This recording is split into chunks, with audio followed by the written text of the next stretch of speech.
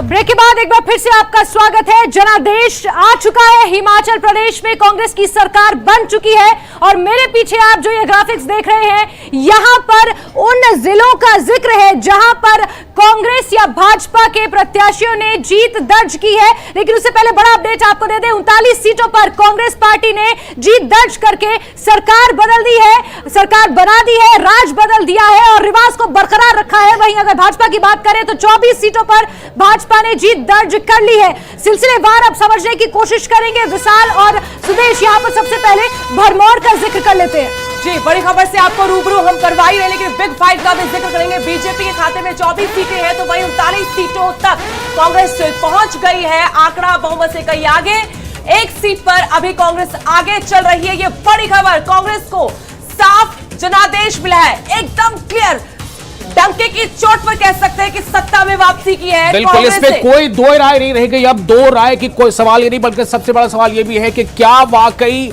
अब कांग्रेस सीएम के नाम पर ही मंथन कर रही होगी। और जहां तक बात सरकार बनाने की है, सरकार बनाने का आंकड़ा मिल गया है, सरकार अभी नहीं बनी है, सरकार बनाने के लिए इंतजार करना पड़ेगा। और सरकार बनाने में सबसे बड़ा सवाल यह है कि कौन होगा मुख्यमंत्री, कौन हिमाचल की सरकार को लीड करेगा। इसी सवाल के साथ सुदेश, बिल्कुल 3 सीटें ऐसी जहां पर निर्दलियों ने भी जीत हासिल की है।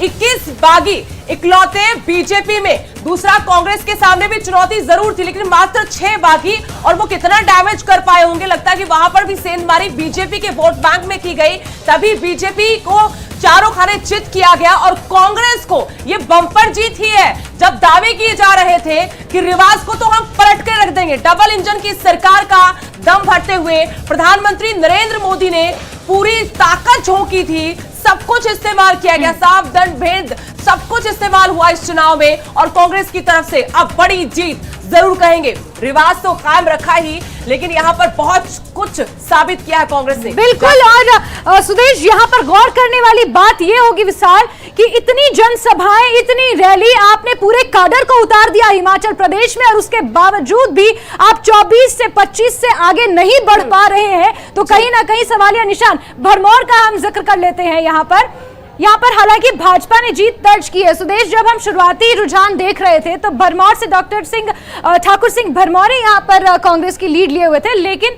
जो जीत का आंकड़ा सामने आया है, जीत यहाँ पर डॉक्टर जनक राज ने दर्ज की है।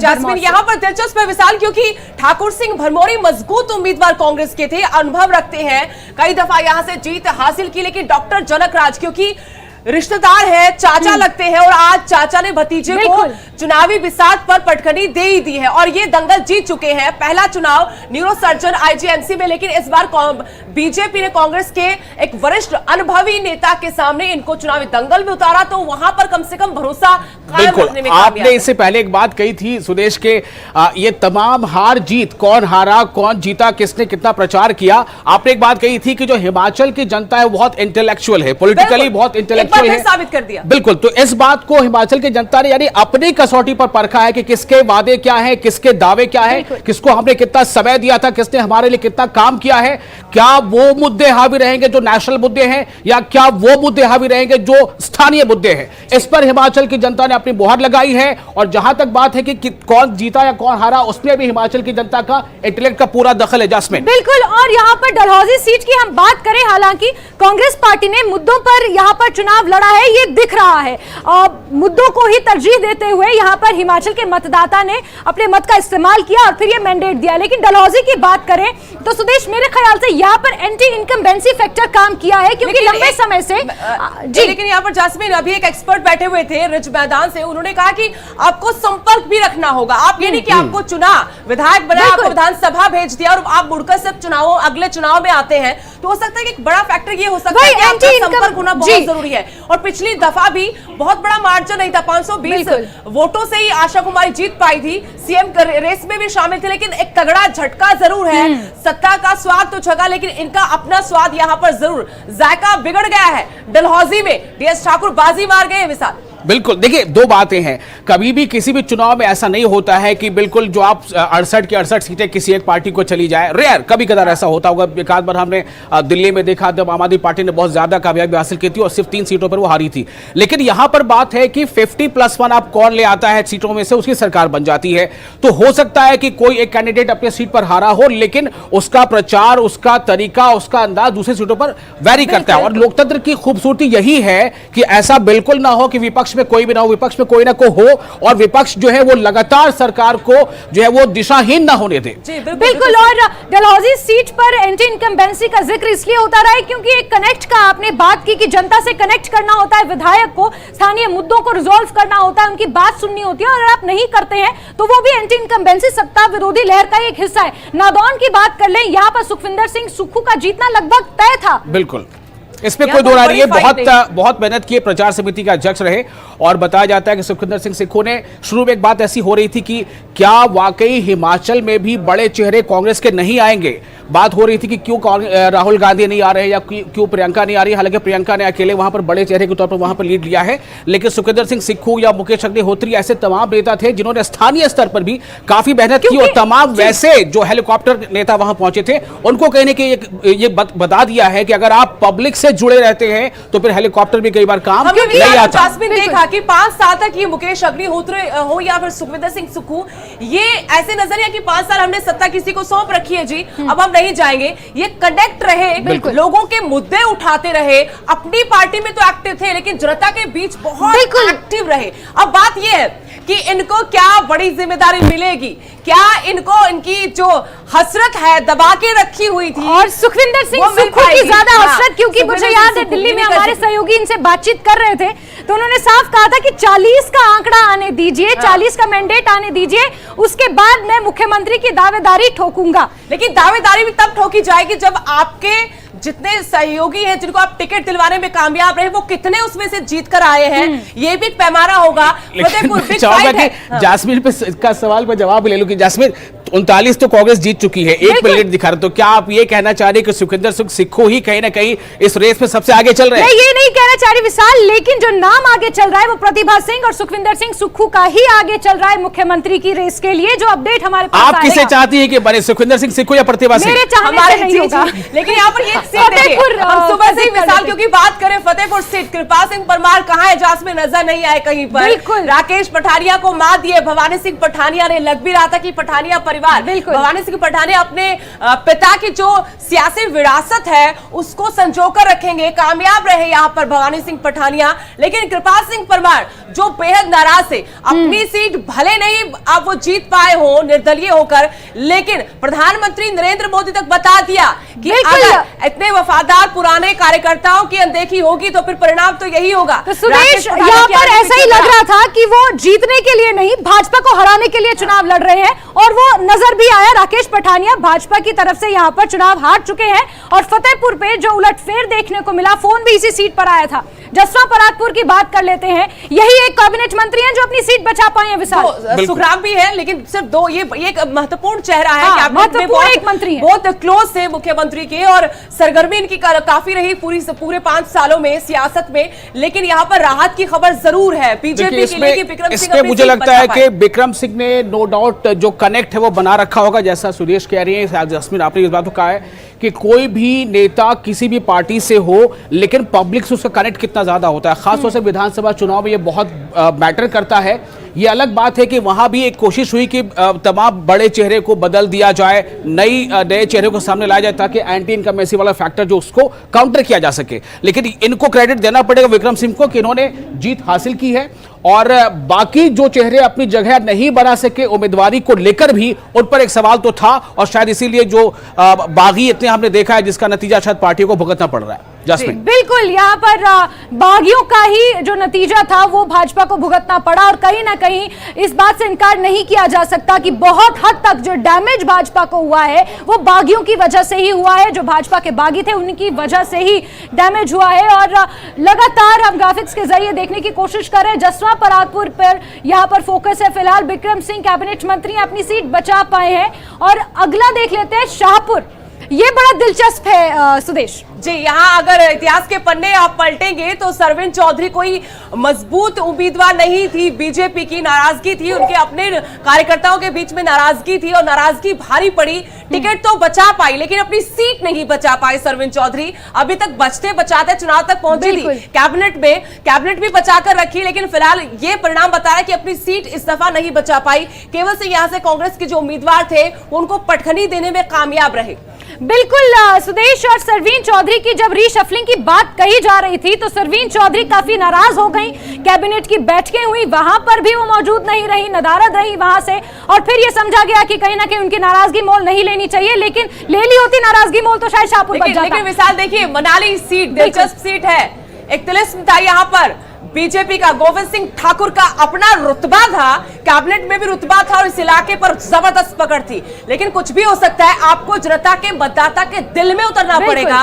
वो नहीं देखते कि आप 20 साल से लगातार विधानसभा में जा रहे हैं, आप जनता के बीच कितना जा रहे हैं, आप विधानसभा में जाकर कितने उनके मुद्दे हल करवा पा रहे हैं, कितना विकास आप इलाके में करवा पाए हैं, ये बातें मायने रखती है।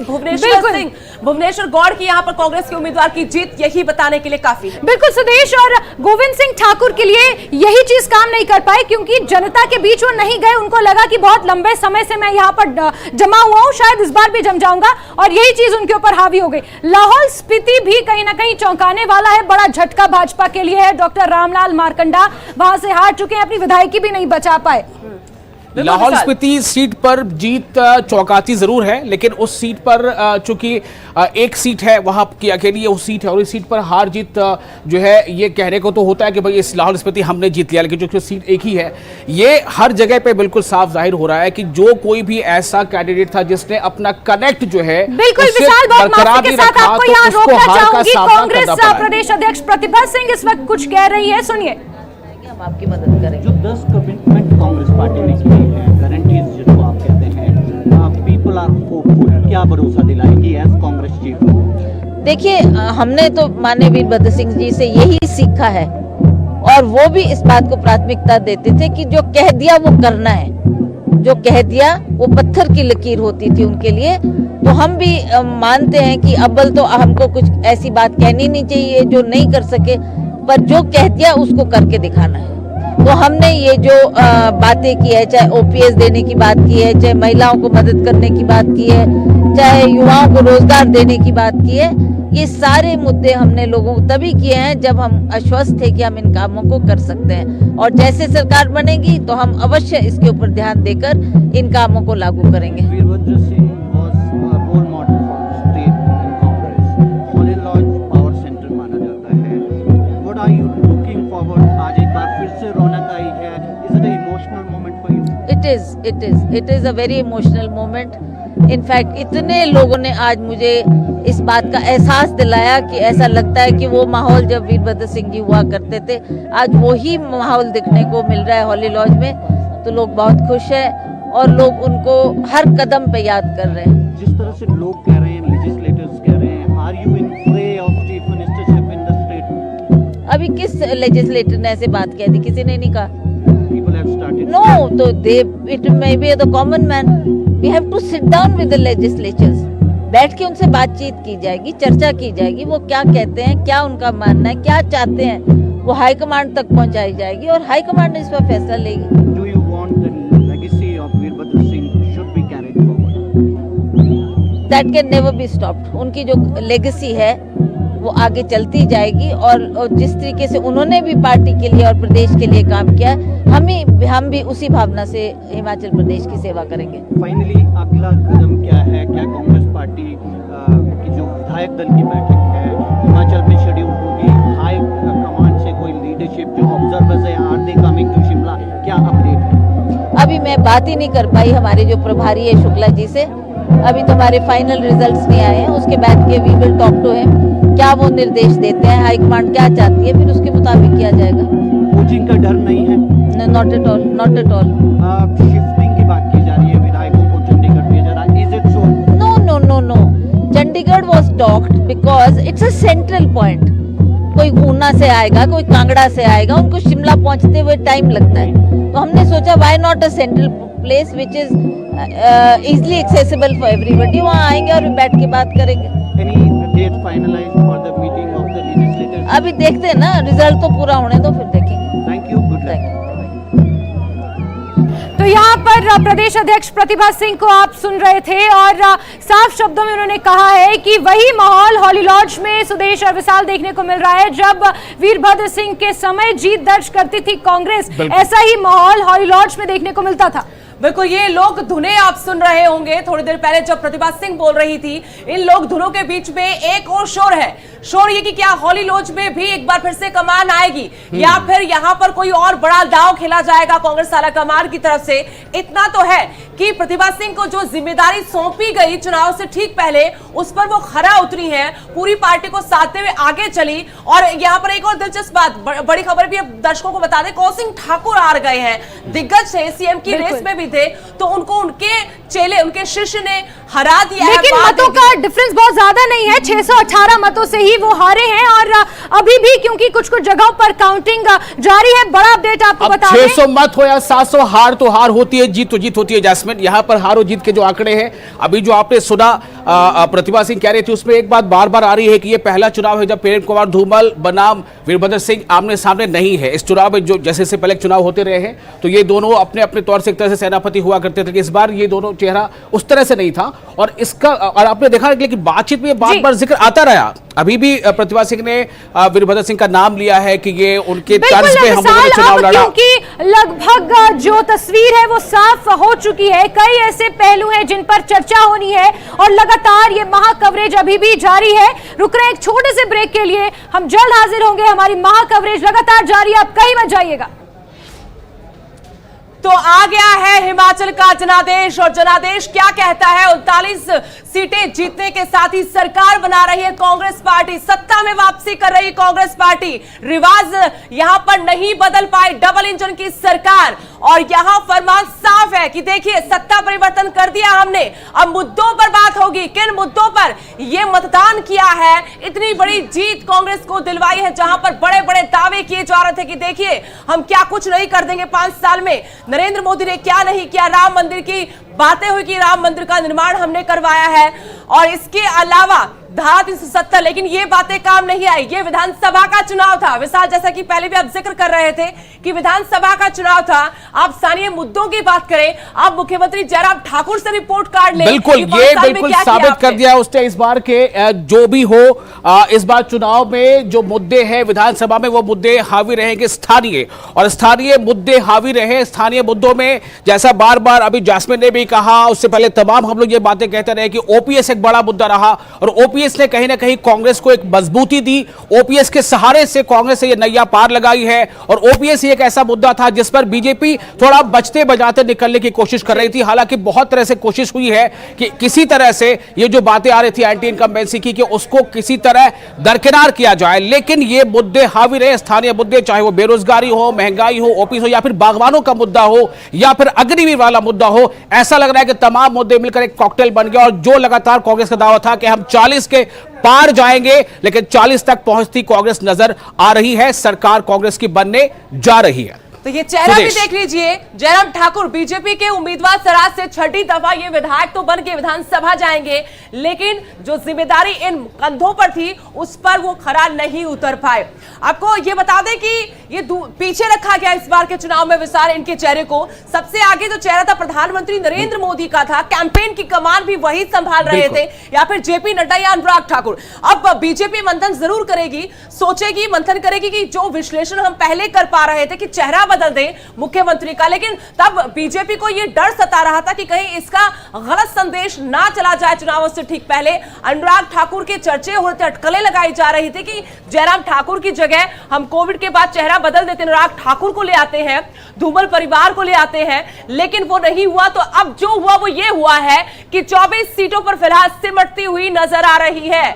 सत्ताधारी पार्टी बीजेपी सरकार बना रही है कांग्रेस, और 40 के आंकड़े को छूने से मात्र एक सीट एक विधानसभा सीट पीछे है कांग्रेस। बिल्कुल, लेकिन एक बात जरूर है सुदेश कि जिस तरह से बीजेपी ने प्रचार किया और प्रधानमंत्री के चेहरे को आगे रखकर प्रचार किया और तमाम बड़े नेता, तमाम मंत्री, चाहे वो अमित शाह जी हो, राजनाथ सिंह जी हो या फिर और भी दूसरे स्मृति ईरानी हो या अनुराग ठाकुर हो, सबने पूरी कोशिश की और इस चुनाव को वाकई पल भर के लिए मतलब ऐसा लगा था कि बहुत कांटे का मुकाबला है और इस कांटे का मुकाबले में कहीं ऐसा हो जाए तो इसमें कोई सवाल खड़े नहीं हो पा रहे थे, क्योंकि जो बीजेपी का नारा था कि मिशन रिपीट, तो ऐसा लग रहा था कि बीजेपी कहीं ना कहीं अपने मिशन में कामयाब होने जा रही है। ये तस्वीरें देखिए जरा, द्रंग कौल सिंह ठाकुर सीएम पद की रेस में थे कौल सिंह ठाकुर कांग्रेस की तरफ से, लेकिन अपनी सीट नहीं बचा पाए। भले मार्जिन कहेगी बहुत कम है, लेकिन पूर्णचंद ठाकुर इनको टिकट दिया। सिटिंग एमएलए थे बीजेपी के जवाहर ठाकुर, उनका टिकट काटा तो पूर्णचंद ठाकुर को टिकट दिया। यहां पर कार्यकर्ताओं में, कार्यकारिणी के अंदर बहुत नाराजगी थी, लेकिन पूर्णचंद ठाकुर चेले ने अपने गुरु को पटकनी दी है। जो सियासत सीखी है कौल सिंह ठाकुर से सीखी, लेकिन कौल सिंह ठाकुर को भी अनुमान नहीं था, अंदाजा नहीं था कि कभी भविष्य में आकर ये जो सीख रहे हैं आज सियासत में उनको पटकनी दे देंगे, वो भी तब दे देंगे जब सरकार बन रही हो पार्टी की। और इसमें एक कहावत पुरानी याद आ रही है कि गुरु गुड़ चेला चीनी, तो वही इस सीट पर हो गया है जो द्रंग की सीट है, जिसमें पूरनचंद ठाकुर जो भले ही चेला रहे हो, जैसा स्वदेश बता भी रही है कि कौल सिंह के वो चेले थे, लेकिन चेला जो है वो चीनी बन गया है, गुरु जो है वो गुड़ बनकर उन्हें हार का स्वाद इस पर चखना पड़ा है।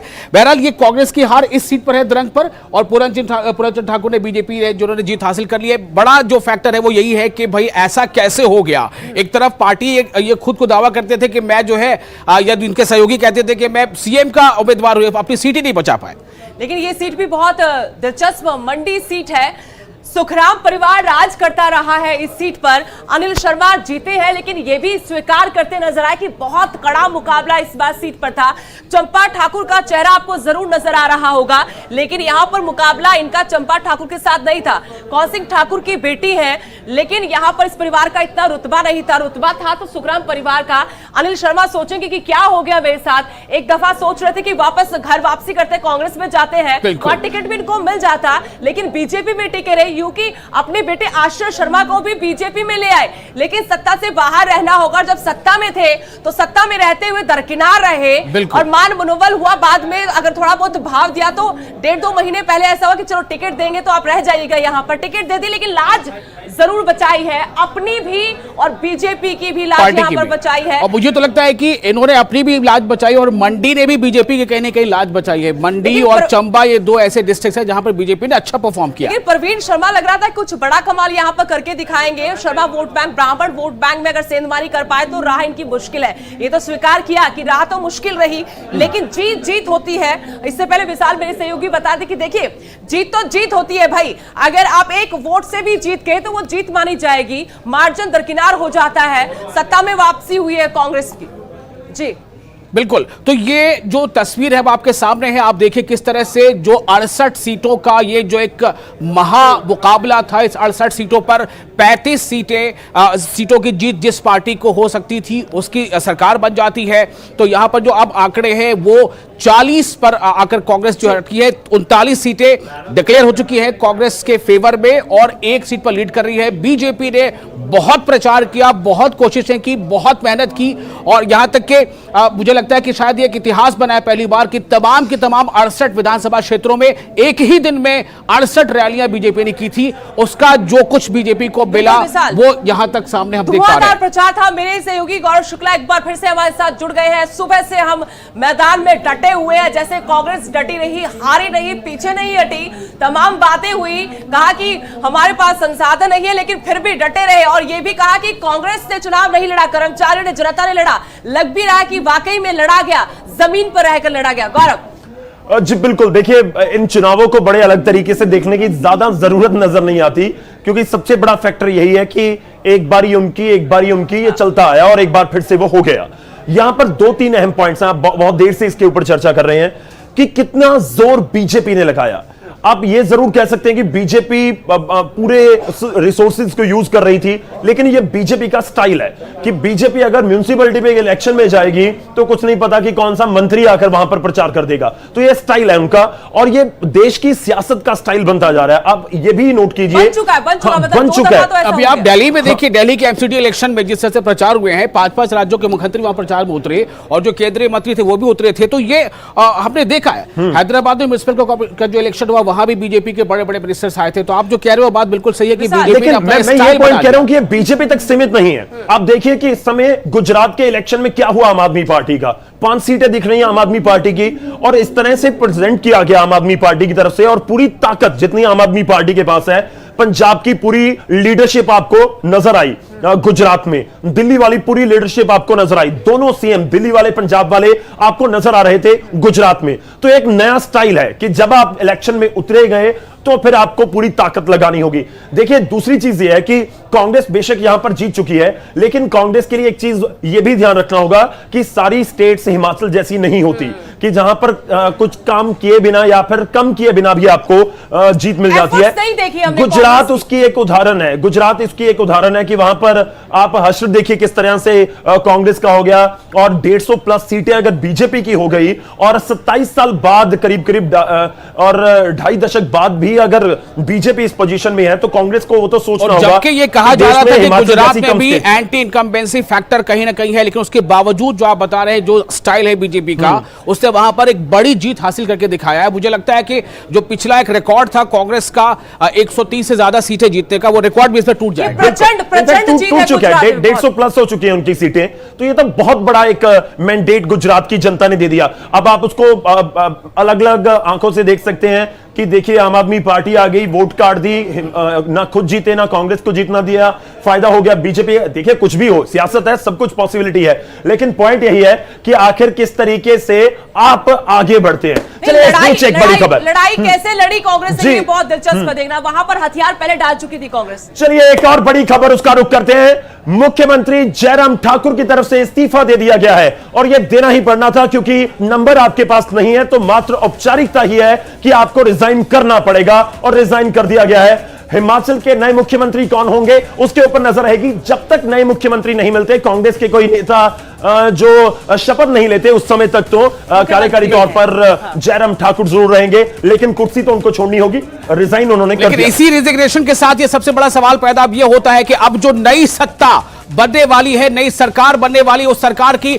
अगुवाई कौन करेगा? ये सवाल हम अपने दोनों साथियों से पूछेंगे कि अब क्या लगता है पॉसिबिलिटी किसकी ज्यादा है? क्या वो सुखविंदर सिंह सुक्खू होंगे, क्या मुकेश अग्निहोत्री होंगे, या क्या प्रतिभा सिंह के खाते ये सम्मान जाएगा कि वो जो है सीएम बने? ये एक बड़ा सवाल है सुदेश। बिल्कुल विशाल, और अभी हम बॉडी लैंग्वेज पर भी बात करेंगे। बॉडी लैंग्वेज किसकी क्या कह रही है? जो सीएम की रेस में मुकेश अग्निहोत्री हरोली से जीत का पंच लगाया है, उन्होंने कहा कि एक लाइन में, एक कतार में खड़े हो जाएंगे सभी विधायक, और हाईकमांड ने जो कहा उसको स्वीकार करेंगे।